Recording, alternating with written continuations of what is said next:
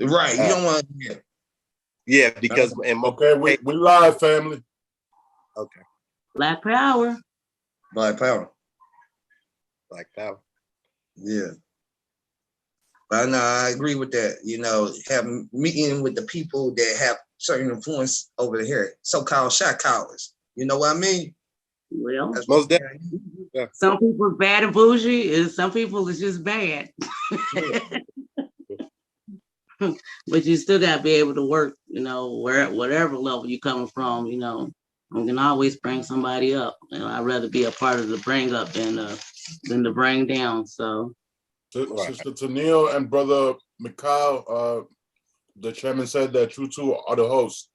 Yes, sir. Black Power to everyone. Greetings. Black Power. Free the land, Black laws for all Black people. It's an honor to be on this call tonight, representing Attorney Malik Zulu Shabazz and the new Black Panther Party and the Black nationalist community at hand. So again, Black Power, freedom of death, all Black laws for all Black people. Yes, sir. Power. Check my screen together so I can get my notes and things together. I want to give people a couple more minutes to get on due to the fact that the flyer wasn't clear. I do apologize. I'm glad that you kept me in post, sis. Like I said, I'm like, oh, everybody in post because I've been trying to move with the movement, you know. So sometimes, you know, y'all work with me, I'm work with y'all, and I appreciate everybody working with me on this. So I just want to at least give it to like 9:03 if everybody that's in attendance don't mind, to at least allow a few more people to get on that might have been interested. Remember, you're live on Facebook and on YouTube, so there's audiences in multiple zones. All right. So I want to start off by giving thanks to everybody that's in attendance today. Thank you for coming on. I want to give thanks to God. I want to give thanks to our ancestors, Marcus Garvey, Huey Newton, Bobby Seale, all the great founding parties of this party that we are all enjoying, that we're going to grow with and institute with and unify together with. I like the Black Agenda Kentucky 2022. I really appreciate Dr. Malik Zulu Shabazz for having the confidence in me to have this meeting with everyone and, you know, come along with some ideas and some ways to unify groups, or maybe how we can work together, network, you know, just help each other to, you know, move forward and, you know, not move backwards in what's been going on. You know, all I hear is that we cannot win. We cannot win. We're not winning. We have not been winning for a long time. And I'm angry about it. I'm heartbroken. And I'm definitely very, very sad about it. Every time I'm on TV, all I'm seeing is Pac-Man dead, James Taylor, David McAtee, George Floyd. Somebody is out here dead. We all know everybody's name. We all know what their plights are. But one thing I know, that our unity can definitely get this shit right. And our unity is the only way to our survival, the Black survival in Black Kentucky. The Agenda 22 is what it's always been, and it's a move forward. You know, our unity and what we do, we need to have confidence that our unity is definitely our might. I want to thank again Dr. Malik Zulu Shabazz for leading us through this fight. And I want to see how many people we got on right here tonight. I'm still arriving, and I want to thank y'all. I'm going to continue on, and hopefully more people join on. If you're on Facebook, please comment and share, definitely, because we all on here for us. I want to say since 1966, when this camaraderie was first started, we have and continue to work as a revolutionary force for the liberation, the self-defense, the community organization, and the self-determination of our people. Kentucky has a lot of leaders who are great, and as our ancestral leader, Dr. Khalid Abdul Muhammad, said, we have to offer them a program of action that makes sense. And that's what I want everybody to know that we all about, and hopefully we can help each other in that plight.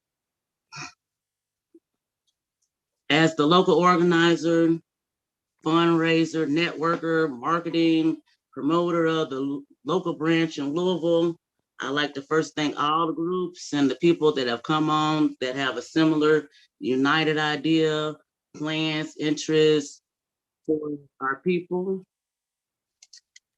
I'd like everybody to know that our group is not here to operate outside of structure, because we know that without structure, there's confusion.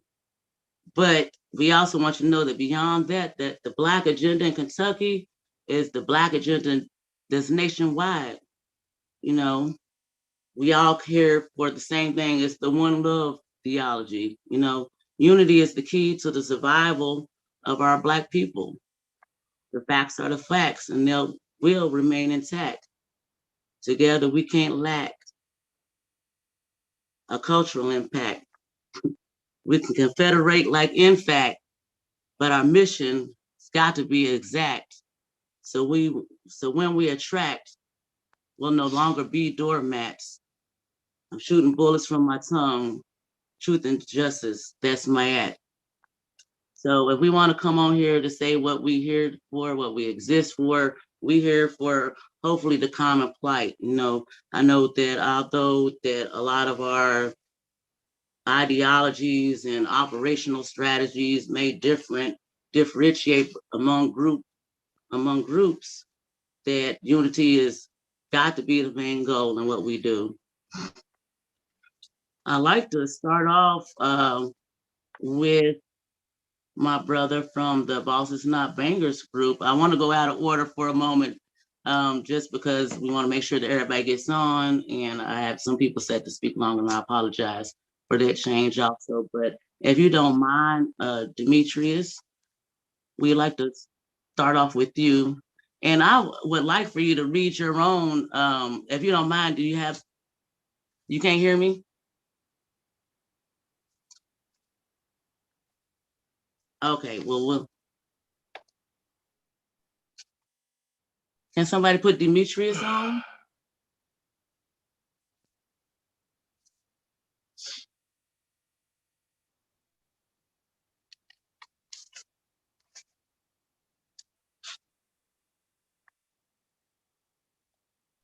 Okay, now can you hear me? Yeah, I can hear you now. Okay, I seen somebody had muted me or whatever. You know about that unity. Yeah.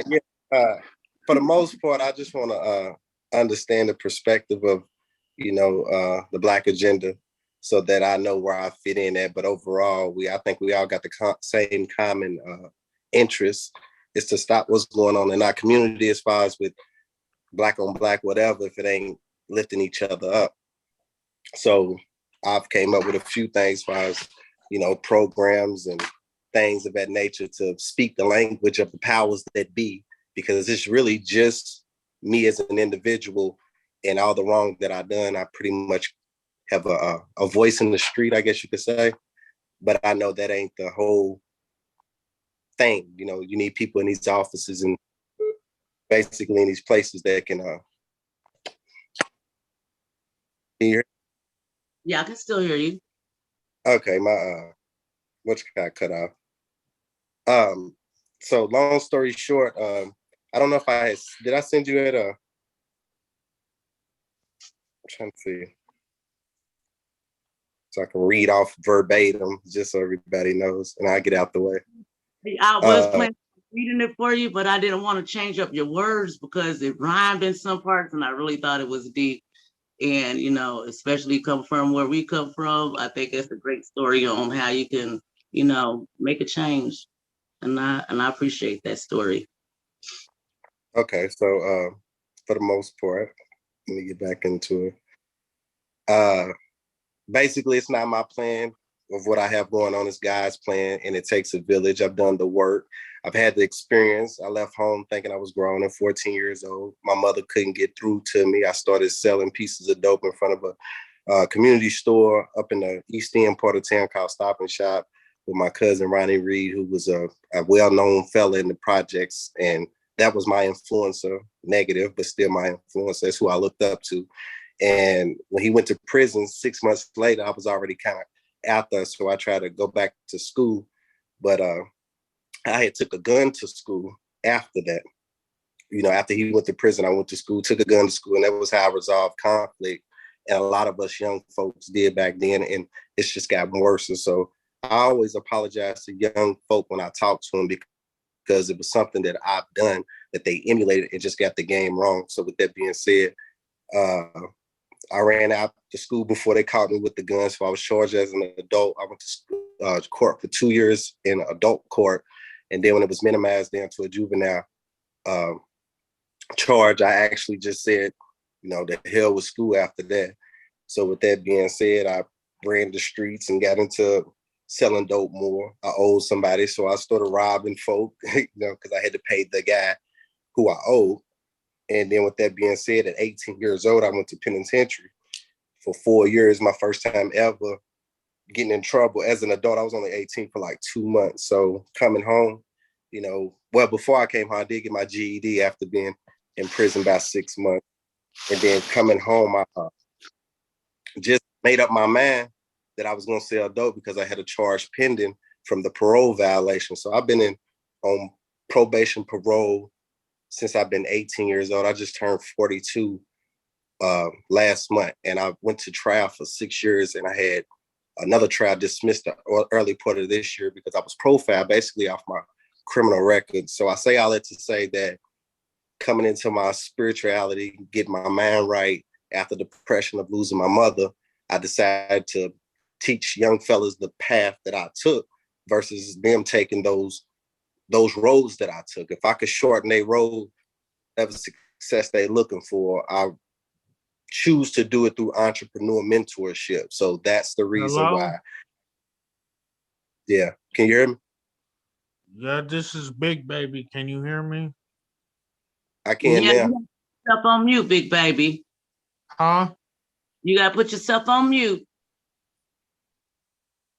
Okay, Please. so with that, outside of that, I just went ahead and made these programs because I know that the funding that's involved in this city was 356 million, and 9 different, zones was going to be funded in some type of way. So I know that the only way to get through to young people is you got to pay them. It's not a program. It's just trying to turn somebody into something. But if you form a program called a formula, it's a mathematical relationship. If you want a child to do something right in the house, you got to pay them for allowances. But as long as they have their mind on what they want to do with the money once they get it, because it's easy to get some money out of the streets. It's millionaires in the street, but they have no type of structure. There are no organized, gangs in Louisville. Everybody's just winging it. So I want to be a part of any type of structured organization. And like I said, there's different states and cities that got their problems. Louisville got its own. And it's coming from the influence of a millionaire rapper that made it, who sits next to Jay-Z and Yo Gotti, which is a billionaire and a millionaire. So all the influences basically coming from that in our city right now. And it's all coming from social media. So I just embrace where I come from and what I've learned out the streets. And that's the only thing that keeps me grounded and connected to the young folk that I come into, because I'm that reflection that they see in the mirror. Because I still, I just came from trial a year ago, and, I have got in touch with my spirituality, like I said. So I don't miss the money. I'm just in it to help somebody else, and I turn into the individual that I was, so they don't miss out 12 years of their life in penitentiary or worse. So with that being said, is entrepreneur through mentorship, and whatever I can do to help in any type of situation, I'm a vessel. Definitely always going to use you as a resource in that way. And any brothers or anybody that I come across, cousins, anybody, I'm sending them to you. I do appreciate the work that you do here in the city. So hopefully we get to use you as a resource. I'm building the database. So I really, Yeah, I'm gonna slide it there real quick. So that I do have the YMCA as my disposal. So if it's any time or a need for any type of meet and greets, whatever type of facility, room and space that you may need, we call it outreach and use it for, the biggest thing that I like, we were infiltrated as Black folks. I feel like that needs to be done to get in some of these certain places. So, I ain't shucking and dabbing, but I know how to speak that language too. that's right. I can speak both languages. Boss. I appreciate you. I really appreciate you. Thank you so much for coming on, sharing that story. That is an awesome story of, anybody can do anything. I believe that. And then sometimes our people just need a strong force or something to see that is real to them. Some people see some of these things happen around the city and they're like, oh, they working for them, or they working for that, or whatever it is. But when they see it come from somebody like us, and we really doing it, they're like, oh yeah. Then you get some of your family back, and just God is better than we are. So thank you. And we'll go ahead on to our next speaker of the night. I believe I want to go mismatch you. So we want to go with right now one of the leaderships of the new Black Panther Party, if it's okay. So the next person on my list to speak was brother spokesman Michael Muhammad. Are you on the line? Black Power sister, how you doing? Black Power. How's everybody tonight? Yes, it's indeed an honor. Regardless of land, label, or language, rights, ritual, religion, there is but one God, and we bear witness to the unity of Black people in the wilderness and hills of North America. So I'm representing Attorney Malik Zulu Shabazz, our National Chairman and Attorney General for Black Lawyers for Justice. And so we're here tonight to gather ideas and formulate a plan of unity, because without unity, there's no basis of progress in the Black nation. We have to be clear. All organizations must unite for the greater good of Black people. We must build a Black power movement in a hurry.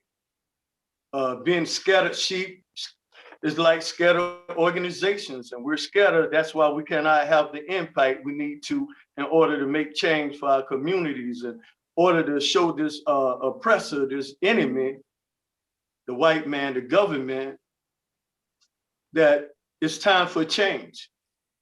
As we say, complete constructive change in the Black nation, and no one outside the Black nation is going to bring about change for Black people. Let me be clear tonight. I don't want to lighten up, I want to tighten up.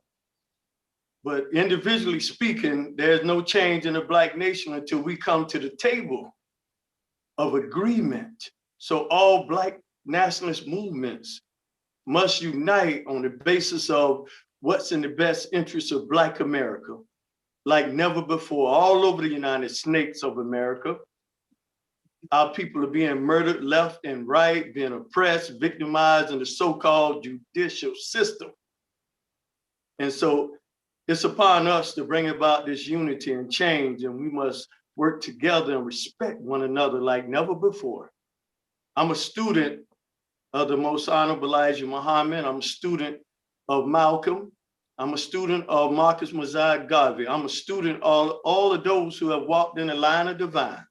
But I thank the Most High for the example of Khalid Abdul Muhammad, the greatest Black power general we know and we have seen to walk in the wilderness and hills of North America. He is my example, and his student, the Honorable Malik Zulu Shabazz, the Attorney General and National Chairman of the new Black Panther Party today, is moving us toward unity like never before. Recently, we were in Brunswick, Georgia. We attended the trial of the 3 no-good beasts that now are convicted and sentenced to hell inside the jail cell. We were on the ground many times.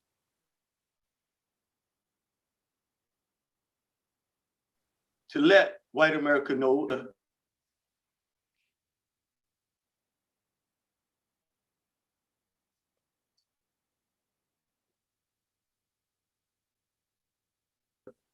verdict of being a black man. And so by the leadership of Attorney Shabazz, we were there to make an impact. So you had various organizations, the Lion of Judah, the Original Panther Party, the Freedom Fighters, the New Black Panther Party, and others that stood together hand in hand and shoulder to shoulder. And so we made a great impact. So I say to you all tonight, it's time for a change. No single organization can do this by themselves. Am I in agreement with you, sister? You hear me? Are You in agreement with me? yes, I am. Black Power. Black power. So tonight, let this be a beginning of unity. Complete unity, complete organization is the key to the survival of the Black nation. And I just want to be part of the solution. I'm committed to the liberation and salvation of Black people like never before. I was recently appointed national chairman. I've been a long time Panther for 16 years and 14 years. I was a member of the Nation of Islam up under the leadership of the Honorable Minister Louis Farrakhan. But this is the place I need to be. This is the place where we can bring about complete constructive change. Black nationalism is the answer to the cancer in the Black community. Nothing else makes sense. We've tried everything, religion, which is nothing wrong with that, getting discipline and order in your life, but it's going to take collective works. So we say, in the principles of Kwanzaa, Kugikagalia, self-determination. Black people must seek self-determination like never before. It's our job to change the conditions of Black America. No one is going to change our condition. We've tried integration, we have tried self-hating, but it's time now to try unification. And so tonight I'm here as a voice to appeal to you all. Let's unite like never before. It's urgent. Our people are dying all over the United States of America like never before. So we know that integration has not worked. Interracial marriage has not worked. We have tried everything but coming together. So we have to put down our differences and see the value of working together, hand in hand. The Honorable Khalid Muhammad believed in Black self-defense, believed in organizing. He believed in developing, creating, and doing what's best in the interest of Black people. So I'm just a student of many like never before. So I say to you all again, Black power is Black unity, and Black unity is Black love. Black power. Black Power. Thank you, Brother Michael, spokesman. We appreciate you. And who knows the United Snakes of America better than you do? Right. Yes, sister. I appreciate that. Thank you so much. Before we go on to our next speaker, I did want to mention a few other groups or people around town that may or may not be in attendance today. I do want to recognize Miss Janice Bishop, who's been advocating for the New Black Panther Party, who is a member of the Armed Communications Group and who is a Master Resolutions specialist. We already had Mr. Demetrius McDowell online with Bosses Not Bangers. I'm hoping Brother Yasu from the Indiana chapter is on. Sister Carlota from Bowling Green on the line, hopefully. Charlena Watkins and her groups. I want to recognize Brother Dwayne from Louisville, Kentucky. And I will do some more recognitions later on. And we will go on to our next speaker. I'd love to introduce Miss Christy Welsh, who works with the 2X Game Changers in Louisville, Kentucky. They also run the Future Healers program. I'm really excited about this group in the city. I love what they're doing with the kids. I love what they're doing to help the victims. Miss Christy, she's the deputy director of the program. Are you there, Miss Christy? I am. It's good to hear from you, sister. Thank you so much for inviting me on here. I've been waiting to hear from you for so long. That's an honor. I appreciate that. Thank you. And you can go ahead whenever you're ready.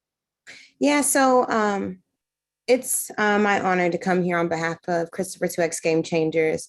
My mentor and big brother, Christopher 2X, longtime member of the Nation of Islam, is just someone I take a lot of influence from, and understanding just the true gravity of what the statement Black Power and Black Liberation means, and the full depth of all the different avenues in which we have to cross in order to get to that, that end. And fortunately, our organization is just working with those victims who have been impacted by gun violence. I mean, last year, 188 people died from gun violence in the city. 641 were wounded due to gun violence. So this is a monumental problem that, if is not corrected by us in the community, it will be a snowball effect that will take out an immense amount of Black life. And the most concerning part for me is most of these lives are young people. So we won't see the gravity of this loss until 10, 15 years down the road, when we're needing that new leadership and we're needing those new voices. And so Future Healers works with the children of people, of those who have lost family members to violence. But I work with the program called Voices of Survivors. And I have a couple of my group program members on here as well. Shout out to Krista Gwynn and her family, and my mother as well. But the main goal is just to form a community of those who have been impacted by violence, and let them come together and figure out a way of advocacy for themselves, of like, what does it mean to be impacted by violence and have a loved one ripped away from you by murder? And that's not really a feeling and a sentiment that many people can relate to, and so it's good to have that community in which you can feel like you're being seen, where you can feel like you can express the deepest emotions of what that may mean, because it's not always those sad emotions that we see on the TV. It's anger, it's depression, it's joy in those moments where you're remembering that person's life. But overall, it's just a roller coaster of emotions that you have to go through as you work through losing that person and losing their energy. So I think for me, when I hear Black Power, it to me sounds like, from a young person's perspective, it's all about the uprightening, the enrichment of the community, and the coming back to understanding who we are, in spite of the society, in spite of what they tell about us, and getting back to our ancestral lineage of who we are. And I think, I don't know, it's gonna be a complex, road to that. But I think that's the only way that we can get there, is if we start to address the everyday problems that are pulling young people into this negative lifestyle, which my brother talked about. But yeah, I think that's the main part, is addressing those issues of socioeconomic status, which is the main trigger. And now here we have social media, which is a big monster that I don't even know if we were ready for as a human society, period, on all races, on all fronts, because it's just become something that has just consumed so many people, whether it not be through their lifestyle choices or them actually taking their life from it. But it's just become a monster that I think we have to give it its proper due and really start to address the issue of social media and how it changes the minds of young people. Thank you, Christy. That was so well spoken. I appreciate you coming on tonight. I am really looking forward to using you as a resource as well. Everybody online, I hope that y'all know that I'm calling on y'all for assistance and help throughout the city, because that's what I'm all about. And I am my brother's keeper, so y'all can call on me too. Please call on me. I'm here to be called on. That's what I want everybody to know. And we can all help each other through this. So I want to interject again and introduce, well, my little brother down there is not online right now. So we're gonna go to one of my favorite speaking brothers. He taught me all about the Louisville the Louisville plight of the New Black Panther Party. He's a good historian in the city. I want to offer on Brother Montreal Muhammad from the city of Louisville, Kentucky, Louisville, Kentucky. He's on here, and we're gonna have him speak for a few on his idea of the Black agenda in Kentucky 2022. Thank you. Brother Montreal, you on?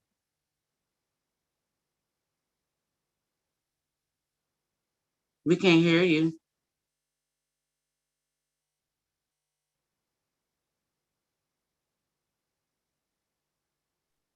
Can you hear me? I can hear you now. Okay, Black Power. Black Power. Yeah, of course, everybody know me from passing out literature, putting it on telephone poles, and that snitches end up in ditches, wild thing. But a lot of people misunderstood that, and it didn't have nothing to do with people calling the police about people doing crime. As the Black Panther Party, said about snitches, is people that collaborate with the police to stop people from liberating our people from the oppression. Like when Harriet Tubman, she told people that if you try to go back, I'm gonna shoot you. And she should carry out a nice Colt 45, because she knew they was gonna go back and snitch and get them all killed. So that's what it really means. It's been a controversy, and people been trying to get rid of Montreal Muhammad out of Louisville ever since then. But the real issue is with young people, older people, they out of touch with them. And they out of touch with them because they're not teaching them their history. They got to know who they are, where they fit in society, so they won't kill each other. The enemy knows, he knows this. That's why they're trying right now to get rid of teaching Black history in schools. And if we're gonna have a better future for Black people and have young people, that would take the leadership positions, we got to make them feel like they somebody and they want it. And the only way you're gonna do that is unless you tell them how great they are, how great their ancestors was. People who created the stoplight, who invented, horse racing, Kentucky Derby. We founded everything, but nobody tells that. And so you have this hatred of self going on, which is causing them to kill each other. But until we address that in history of ourselves, we'll never get to the root of what the problem is. And then not only that, you got people building, I wouldn't say people, but everybody knows who she is, building a big gym. I mean, we got enough gyms. What we need is factories. You say Black Power means, like when I'm sitting in a truck right now because I run all across the country, and I done seen about everything you can see.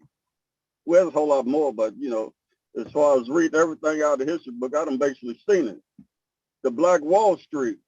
When I was in Tulsa, Oklahoma, and on Greenwood Street, you see in the Greenwood community, you see how all the businesses was. That's real Black Power. When you got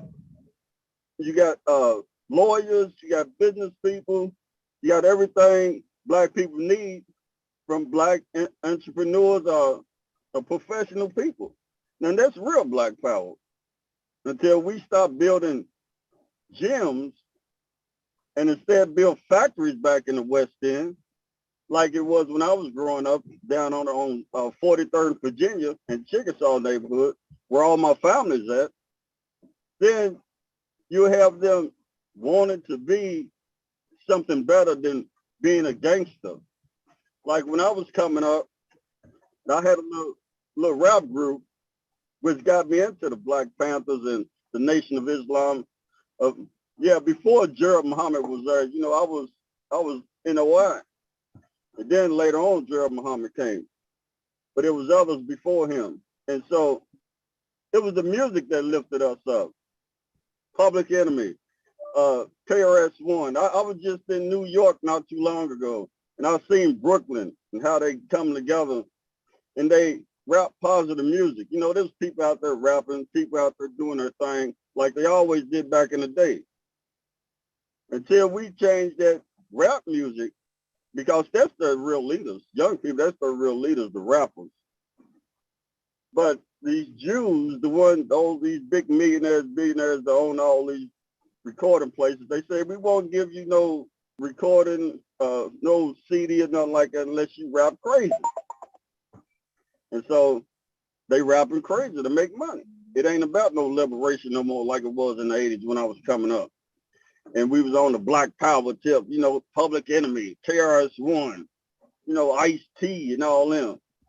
And so that's what the real problem is. It's about the propagation of the certain type of knowledge that shapes the brain.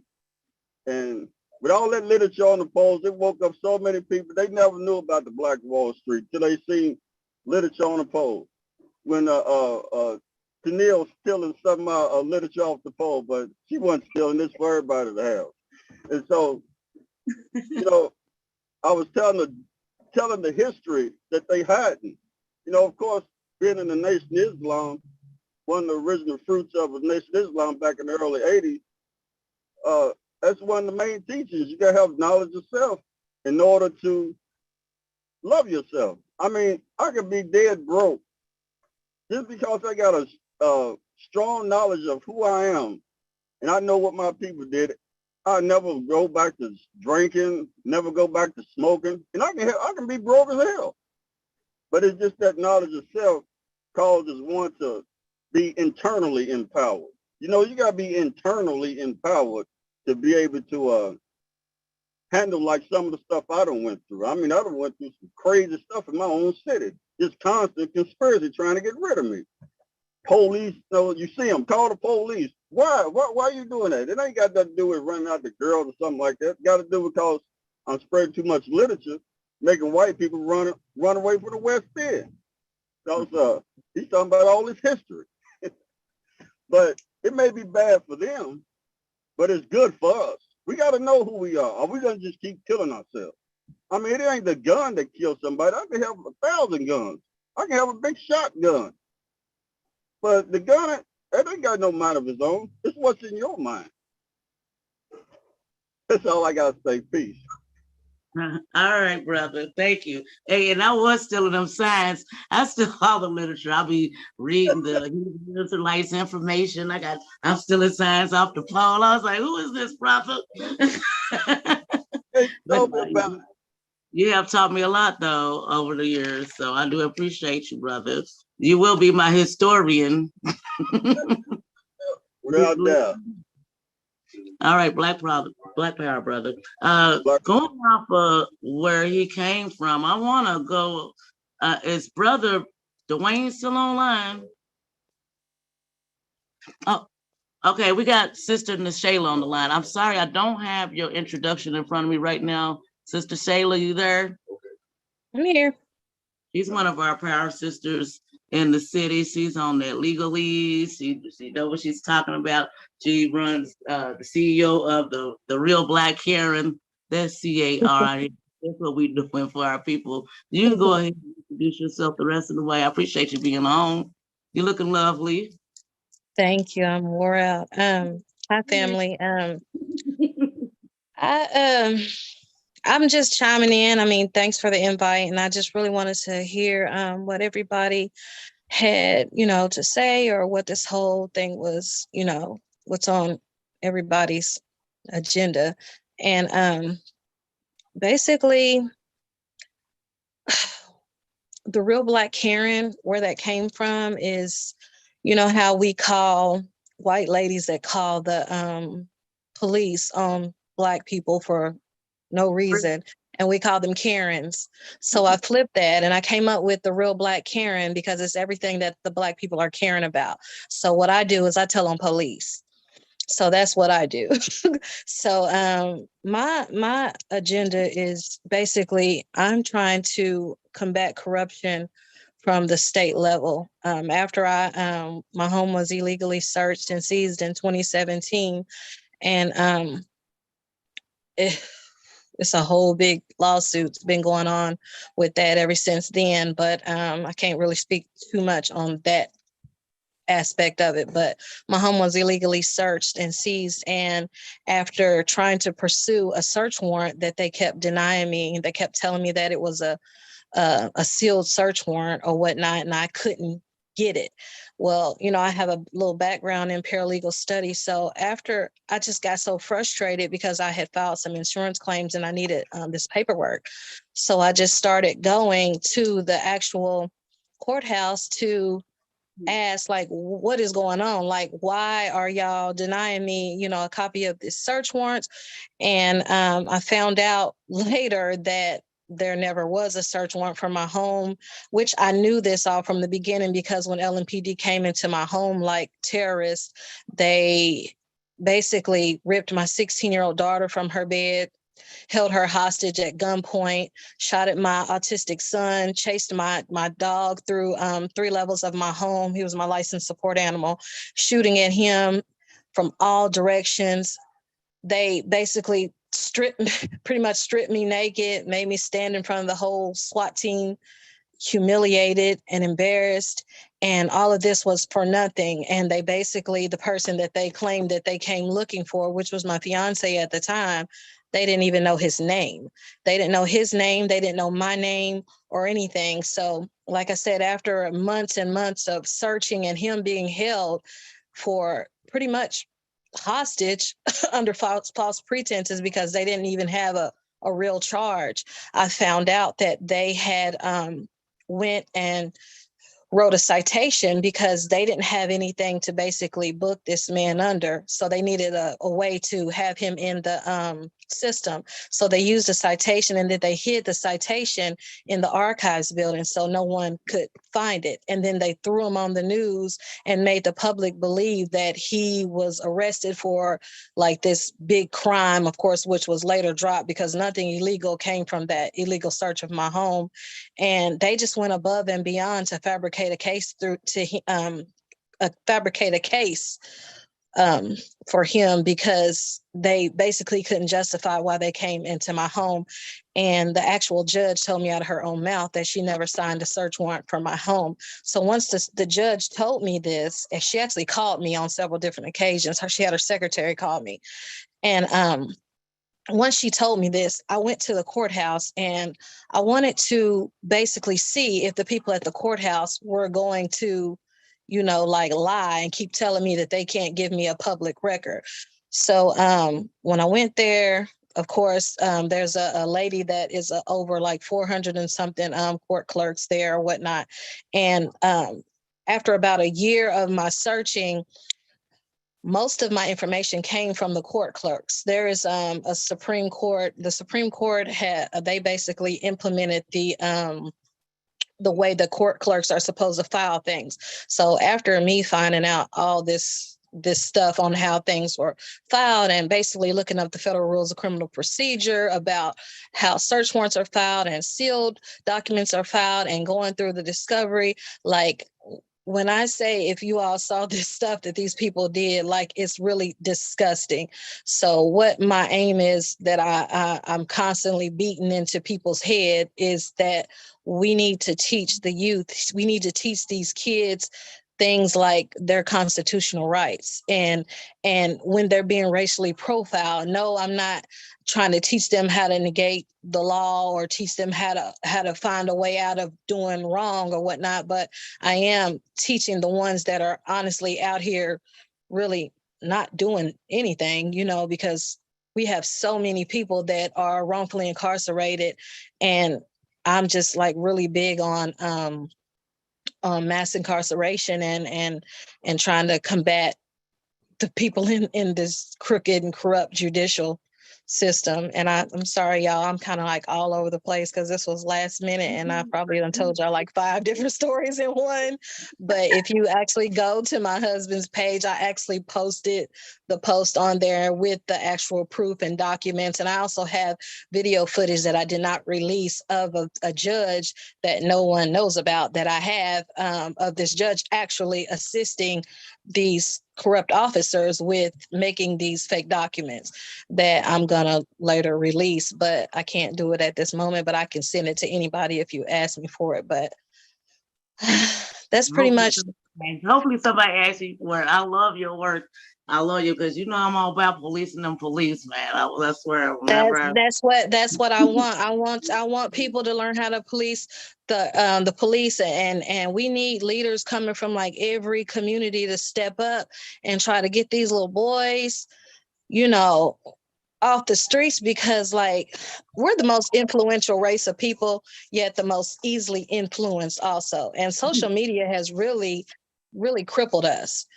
And that's just really, it's like I'm all over the place, but at the same time, it's like I have so many ideas in my head. So when I was invited, I really just wanted to come and see where everybody, stood at. But my name is Nashayla Hawk. My last name, it actually stands and means, translates to truth. And that's my real government last name. My husband is a Muslim, but that's pretty much it. Like, I don't want to take up all y'all time because I'm real chatty. I can talk and talk and talk. But if you actually go to my husband's page, you can actually, I put a live video up there where I'm kind of breaking it down for you. But I'm a little nervous right now because, sorry, I don't know nobody. You cannot be nervous to me right now. Well, we are killing it. Well, that's pretty much what I'm doing. There was a case What's her back in. husband's name? His name is Jihad Haq, Jihid Haqq. And where it started at really is when I had got to research, and I look back, and in 2002, I believe, in Louisville, Kentucky, there was a case called Watson versus Richardson. And what happened in that case is two of the detectives were basically arrested, and they had incarcerated almost 500 people illegally and under false pretenses. This happened in Louisville, Kentucky. 95% of people that I talk to don't know about this case. They sweep stuff like this under the rug because the judges have immunity, and they don't have to speak up. Like this judge that told me out of her own mouth that she didn't sign anything for anybody in my home. And I knew it was true because I know what certain case numbers mean. He was arrested under a traffic ticket. A traffic ticket has nothing to do with a search warrant. You know what I'm saying? And then they forged all these documents. They even made fake autopsy reports. How do I know they were fake? I actually called the person who did the so-called autopsy. I called the lab and I asked them. So basically, I do paper parties all day long. I check paper. These public records. This is our right. We have a right to know.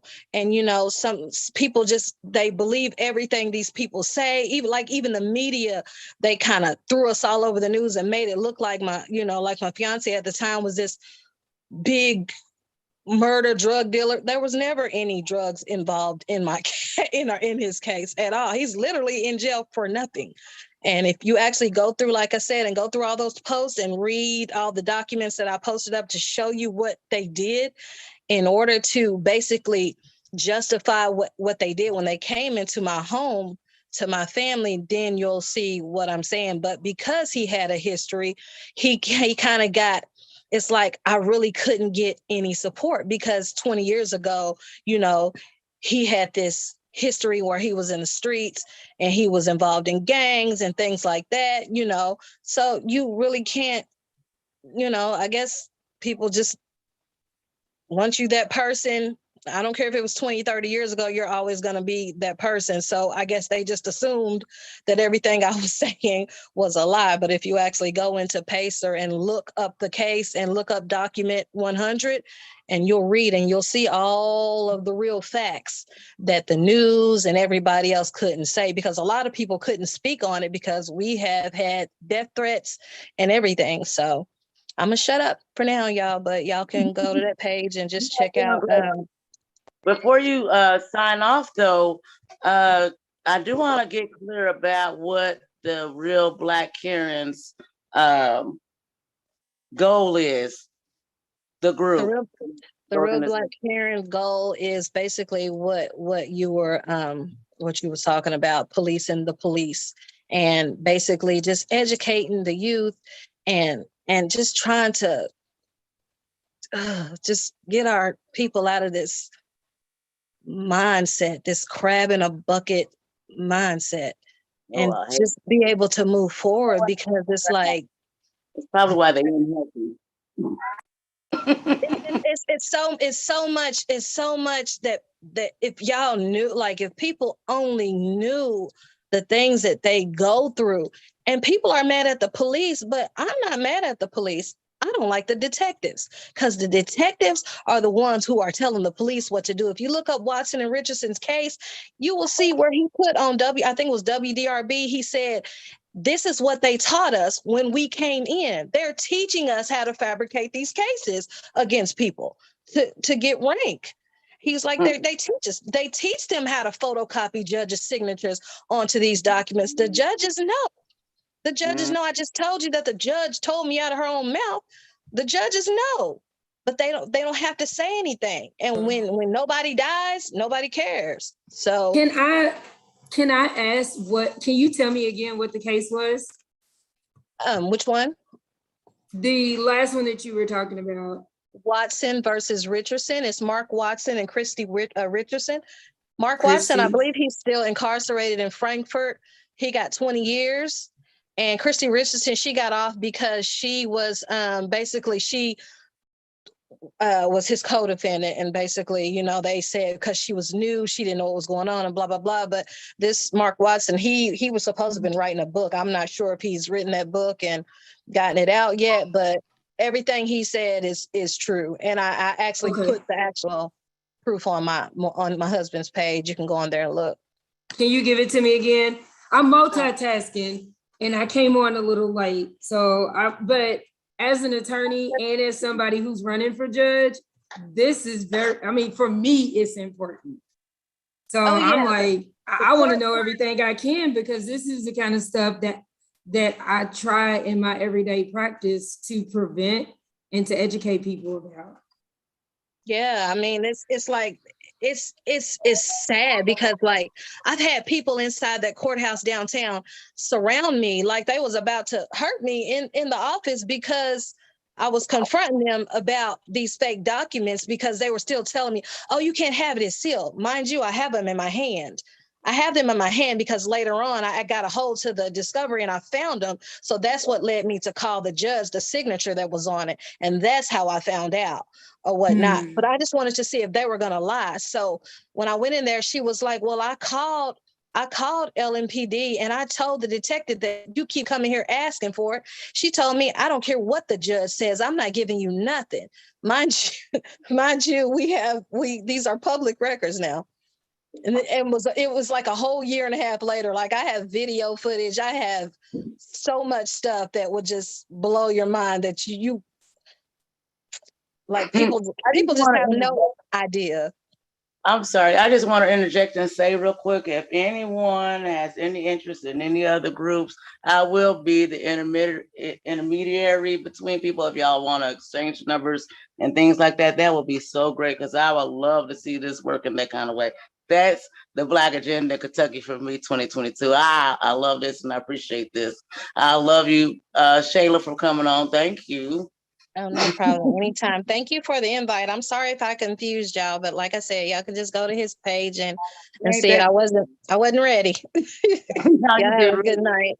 You stay ready. You don't have to get ready. You did really well. I swear. I know you stay ready because we definitely gonna use you as a resource too. So no, I'm gonna be calling on you. Oh yeah, I can read that paperwork, honey. Give me anything. I know where to go to find out. You know, put me in the right direction at least. I appreciate you. Yes. Do not want to be remiss to acknowledge any leadership that might be in attendance tonight. If you want to say anything and I didn't know you were on, I do still want to get my brother, my young brother, Dwayne Harris on to say something on the young people's point of view here in the city.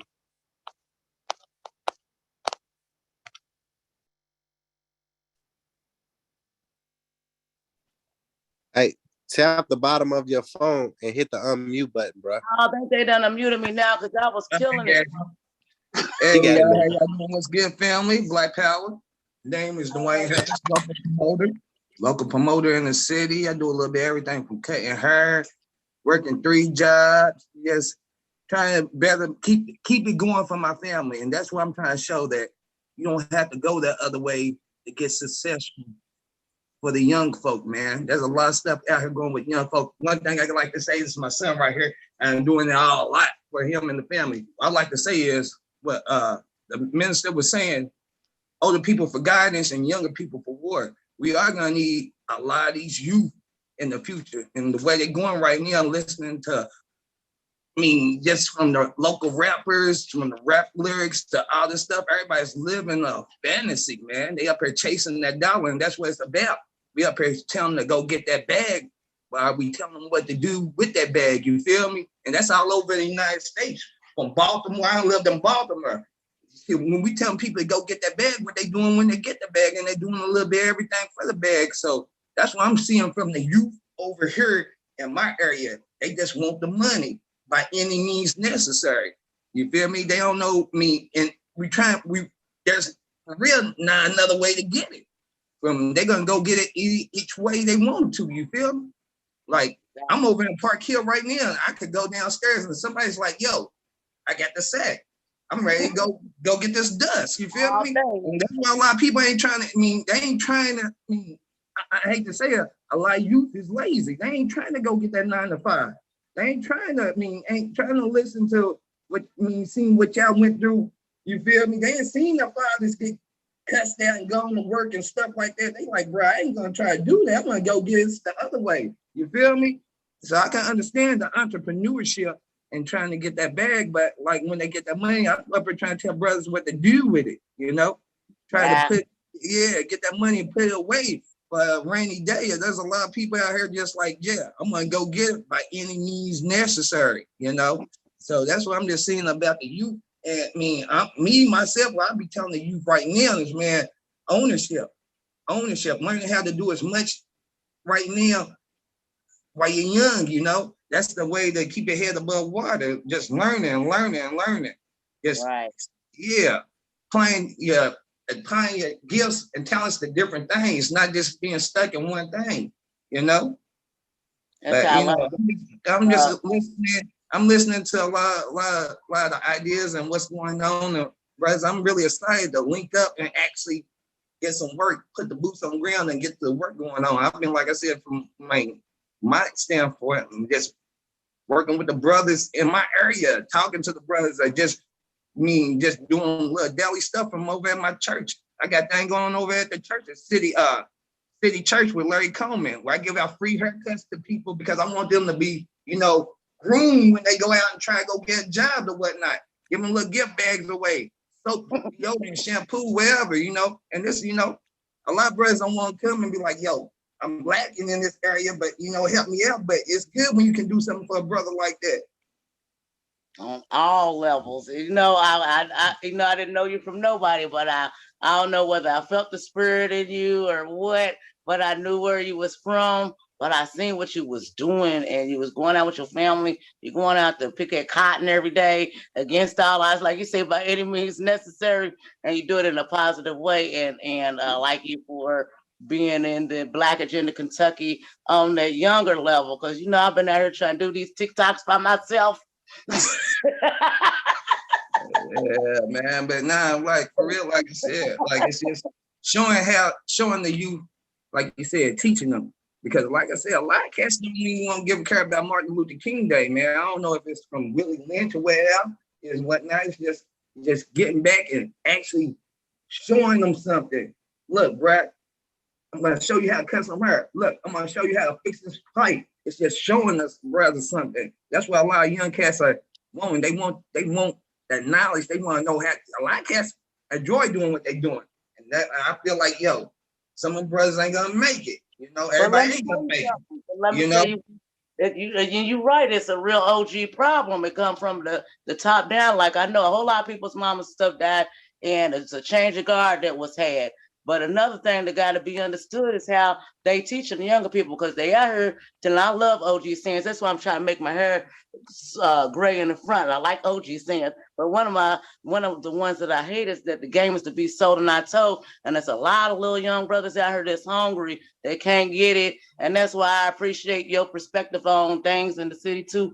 because, you know, well, who got enough money? They were trying to eat. We out here getting it from the mud. And y'all talking about selling the game when, you know, it's enough of them. That's why the other sister said about it being, that's why it's so hard to make a cohesive group here in Louisville, Kentucky, because everybody's like, too many Chiefs and not enough Indians, when everybody can just take their specialty. It'll be the problem in a whole lot of people's marriages. You good at this and you good at that, and society say you're supposed to do this and that, and now you are because you wearing the pants and I'm doing this, and you know, and when we could just work together instead of competing with each other and, you know, unify and grow, you know, there ain't nothing to it but to do it. I think we can do it. Let me chime in on that. That's the cliche of the game is sold and not told. It's just really experience is the best teacher. So when you go down that road and you get burnt, that you charge it to the game. And well, that you was feel like that till you locked up. Like, damn, somebody should told me. That's where you get it from. You can tell, you love me, you tell a would've told young, me. you can't beat a dead horse. You can tell them something all day, but until they actually go through it, which they have, whether they big brother or somebody they didn't experience. So that's pretty much where it comes from. The game is to be sold, not told. And that's fact. You had to go through those things, you know, to see from yourself, you know. That's how anybody. For fake, because social media is all actors and they playing these roles out in the street and they writing their scripts from 30-second Snapchats. And then when you meet up with another actor, it's like, what do we do now? In my script, it said I was supposed to kill you. So it ain't about no money. It's about that I beef myself up to be so hard and so much of a gangster that at this moment right now, when I just draw this. Yeah, I've been seeing that a lot. Like I said, bruh, not to cut you off, but that's the truth. No, I cut you off. I'm sorry. Nah, bruh, that's the truth over here. Like you said, like I said, I'm over here in the hilltop in Park Hill, and that's all these young cats do. You know how many times I go outside and see somebody with their strap just hanging, and they not no much older than me or younger than me. You feel me? It trips me out. I'm like, dude, this is not can't be the new living. This is not Baltimore. This is not Detroit. You know, this is like in the area. Like, I'm like, it could be something more. Of this Louisville reminds me of the short man complex. Like, we so kind of in the middle. Like, we ain't like, we can still be considered as country, but we can still be considered as city. And we so kind of in the middle that everybody, like the short man complex, like we gotta be bigger than what we really are in order to show something. And then we on that Mason-Dixon line and on the narco trade line and all that bull. So, you know, people's coming here from everywhere. So we can't let nobody come here and show, you know, that's the mentality of it. But, you know, when we can pull them all together and I mean, it's enough for everybody. It's enough resources for us to show everybody the way. And that's what we all about right now. We are that, though. We are that city because you got to take it into consideration that you got a whole bunch of Detroit cats coming down here getting off the trade. So it influences our city to be a big city. You got Tennessee, where all the dope come from her. You got Atlanta 5 hours away. So we all in Louisville, but yeah, we are that city. I was surprised when they said Louisville was narco land. I was like, what? It's just not big enough for what's going on. That's just it. But definitely, we got millions out here in the street. They got it from the mud. They, like he said, they just don't know what to do with it. So bosses, not bangers. We squash the beef to get the money. Hey. I like that. Bro, you're gonna have to send me, link up with me on Facebook. I like that. Yeah. I like that. I want to see whether Brother Elder Mamoja Ajabu is on the line and have anything to say before we close out for the night. I'm pretty sure I've went over my thought of my time. We did great, guys. I really appreciate everybody coming on, but are you online? Or I did have Sister Selena with Ashe Paralegal Services online. I know she is with different organizations in the city also. If she wanted to say anything, Miss Janice Bishop was supposed to be online. I know she made it. Brother Moja is not coming on tonight, sister. He's Sister Maya, he's kind of under the weather. That's what I figured. Yeah, he's under the weather, so you know, I can take his little spot for a few minutes that you got left. You can it'll be beautiful. All our Louisville people got a chance to speak. I appreciate you being on, representing representing our plight and our unity and what we Yes. doing. And I'll let you go ahead and close out the meeting where I won't be able to talk tomorrow. Okay, no one else is coming forward to speak tonight? Everybody's been covered down? Okay, Everybody well, covered on. again, these organizations that are represented tonight on this call, the key is unity. We have to unite like never before. From those who are fighting in the legal system, we need you on the team. We can't do it alone. The boss against bangers, am I correct? Boss is not bangers. Boss is back, am I Boss correct? not bangers. Boss is not bangers, okay. You all are very important in building up this liberation movement, reaching our young men, teaching them skills to do for self, because our youth today are not going to work 9 to 5. They're not interested in that. So it's upon us to teach them skills and how to do for self and control the resources and economics in the Black community. Every one of these programs you all are talking about is the original program of the Panthers, the original Panthers in the 1960s and 70s. And so we must duplicate that again. We have to duplicate it. We have to pick up our pace, like never before. No one is going to do for us what we should be doing. So on this call tonight, we have some very brilliant minds. So we say to the Black queens, we need you on the team. Step up, sisters. Step up. Teachers, educators. You got a part in this Black liberation movement. So Black power. It's an honor tonight to be with you all in the name of all the great ancestors. Freedom or death. Freedom of death, Black power. Thank you, everybody. Thanks for the invite. Anybody can leave their information so I can get it any type of way. Can you send it to me, Matt? Most definitely. Thank you. Y'all be safe. Yeah, All send right, my information. Send my information to those who need me. Like I said, you can catch me on 28th and Park Hill. And you know, you should be number one of the top dogs right through here. I need your help. Thank you. No All problem. right. Family thing. Thank everybody. Thanks everyone that came on to listen. Right. Have a good night. Good night. Do you all have a scheduled time, appointed time to meet again? Not yet. Okay. But All right, I am you all be blessed. an event in February. I'm not sure how it's gonna look yet, so I'm working on that. Thank you. Good night.